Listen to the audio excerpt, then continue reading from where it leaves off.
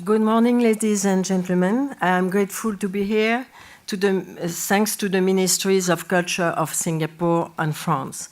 Thank you, Mr. Ambassador. Thank you, Mrs. Daniel. Thank you, dear Ms. Chang, for welcoming us at the National Gallery. To begin, I would like to give a definition of what cultural innovation is, especially for the Palace of Versailles. From my point of view, cultural innovation is about investing in projects, uses, and media of tomorrow in order to preserve and transmit our heritage to everyone, whether they are young people, students, foreign or local tourists, with the best tools at hand and handcrafted tools when necessary. Innovation can't be limited to new or high technology. It concerns all new ways to transmit our heritage. According to the decree creating the public institution of Versailles 23 years ago, our official tasks given by the government are the following. It sums up in a way what we are and what we have to do. First, we have to conserve, protect, restore, and present to the public the collections and 3 châteaux, Versailles, le Grand Trianon, le Petit Trianon, and the whole estate of 800 hectares. Second, we have to contribute to the enrichment of the national collections.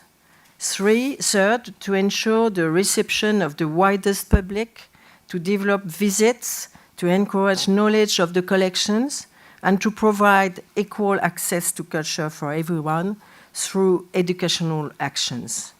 4, to ensure the scientific study of the collection, of architecture of the buildings and the gardens, to assist in education, training and research in fields of history, history of art, architecture, museography, musicology, and scenic arts. And at the end, the decree asks to make the estate alive by organizing shows like concerts, operas, theater, ballet.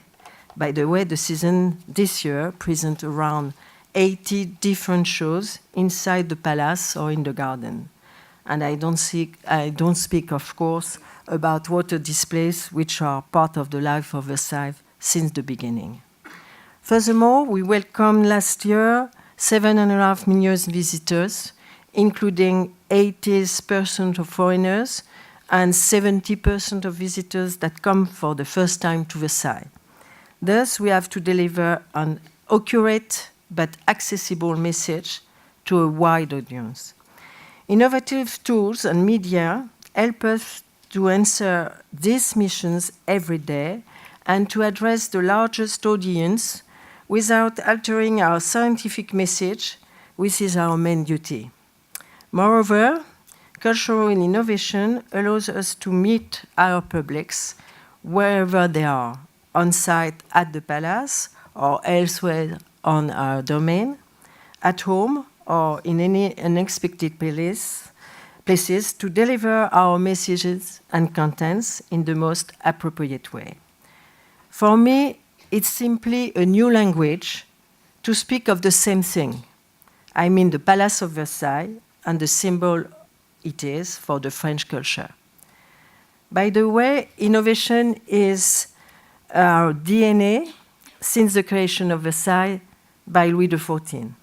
The Palace of Versailles has always been a pioneer in innovation of any kind. Scientifically, with, for example, the first flight of an air balloon, or the discovery in Europe, which was very exotic at this time, of the pineapple. Politically, with the life of the court that has been imitated everywhere in Europe, and also diplomatically and culturally, of course. Versailles has always been a source of inspiration, and if I dare, the place to be. Our purpose today is to maintain this tradition of innovation by inventing, anticipating, and shaping new rules around 3 themes: memory, creation, and sharing. Versailles adapts to its environment and defines new rules by involving the visitors and by offering them the medium most adapted to their needs. To support that idea, I would like to focus on some projects we developed. When I speak about involving the visitors, it means participative projects such as flash mobs, Instameet, Museum Week on Twitter, inviting influencers or calls to contribution. For example, we have invited people from all over the world to contribute to our online platform, Photo Souvenir, by sending an old or recent family photo of their trip to Versailles. Then we have built a digital photographic databases as a witness of people visiting in Versailles since the beginning of the 20th century until today. These new technologies can also be found in an unexpected way. For instance, we have recently started a public search operations to find Jean Cautel's painting. Jean Cautel is a painter of Versailles, not very well known. And we have found one of them by this way. It was unexpected for the curator involved in this research. And the painting will be presented in our next exhibition in the Grand Trianon next spring.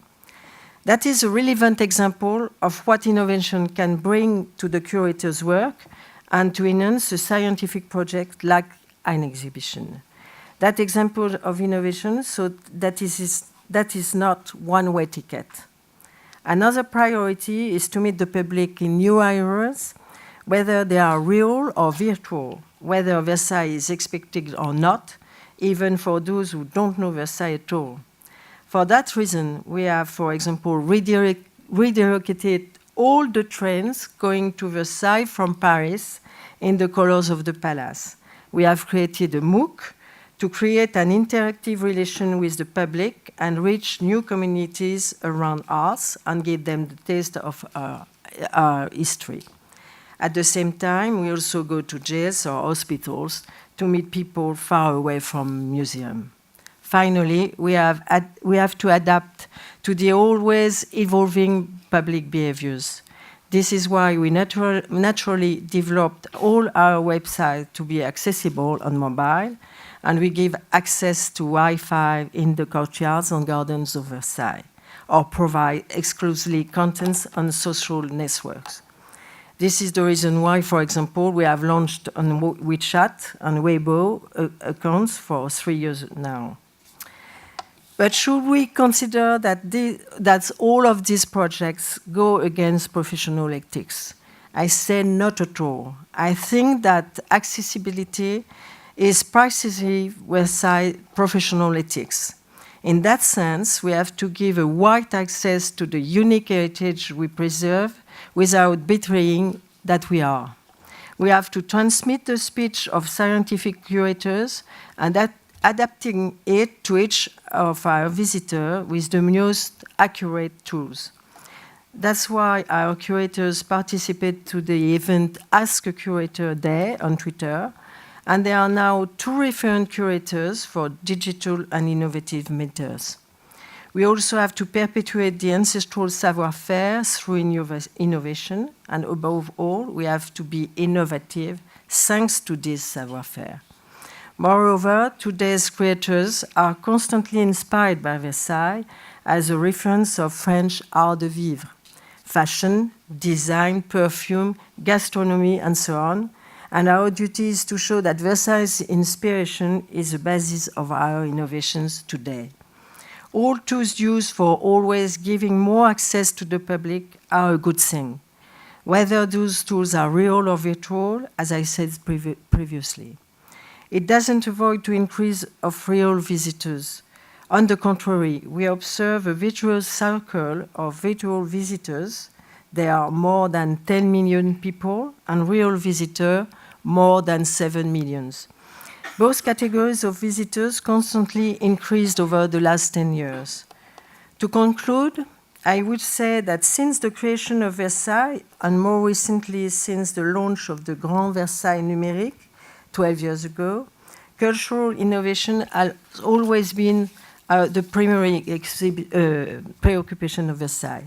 Since 10 years, contemporary arts exhibition proved that, as well as the opening of the Gallery of History with Google in 2012, or more recently the reconstitution of lost places through a research project called Vespera, Versailles has always been a place of creation.